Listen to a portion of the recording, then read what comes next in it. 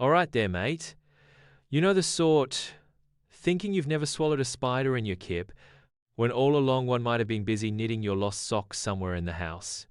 And you, seeing your blood as blue in your veins. Perhaps it was just a bit miffed you hadn't donated any recently. And you, believing the direction your toilet water swirls is a secret compass to your location on Earth. Well, brace yourself. We're about to turn that compass upside down. Welcome to today's episode of Scientific Shenanigans, laughing our way to the truth. That creepy myth about swallowing 8 spiders a year in your sleep. Crikey, if it were true, our stomachs would be like little nocturnal zoos. Imagine waking up to spiderwebs coming out of your mouth, instead of the smell of coffee. But fear not, my friend, spiders aren't that daft. Your warm, vibrating body during sleep is hardly a 5-star hotel for a spider looking for a quiet insect snack. Their sensitive legs can feel your movements like you're doing the tango on your mattress. So they'd rather find a less raucous dinner spot. And now, let's chinwag about your secretly blue blood. That romantic notion of blue blood turning red when it meets oxygen. What a dramatic scenario. Like your blood changes its frock for different occasions. But the truth is less tear-jerking. Your blood, dear friend, has always been and will always be red, whether it's happy and oxygen-rich like a ripe tomato, or sad and oxygen-deprived like a miserable beetroot. That bluish hue you see in your veins is just a visual trick, like the sky looking blue when it actually isn't. But that's a yarn for another day. As for the direction your toilet water swirls, that legend that makes us feel like we're part of a cosmic science experiment every time we flush. The idea that water spins in opposite directions in the northern and southern hemispheres, well, it's a fascinating thought, but simply not true on the scale of our humble loos. The actual swirl direction depends largely on the toilet's design itself and the initial force of the water, not on some cosmic forces trying to make your life more complicated, even during your private moments. Let's flap our way over to those mysterious creatures of the night. Bats. How often have you heard blind as a bat? What a rotten comparison for such fascinating critters. The truth is, bats aren't blind at all. Some species even have sharper eyesight than us humans in certain situations.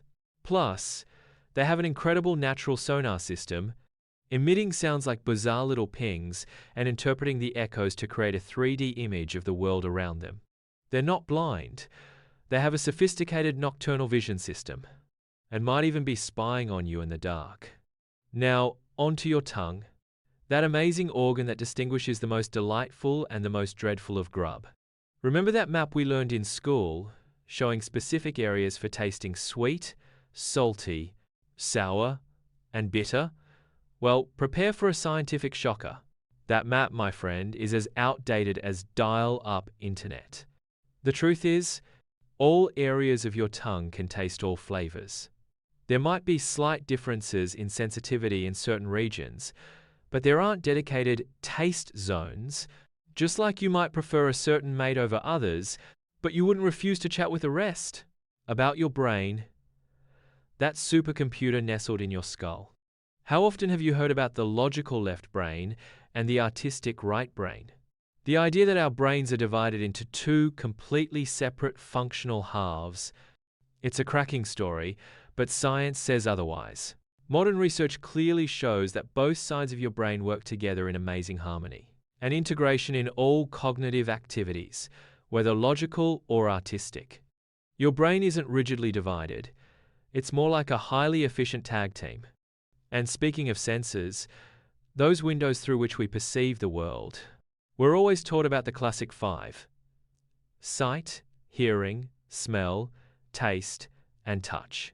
But the astonishing truth is, we have far more than that.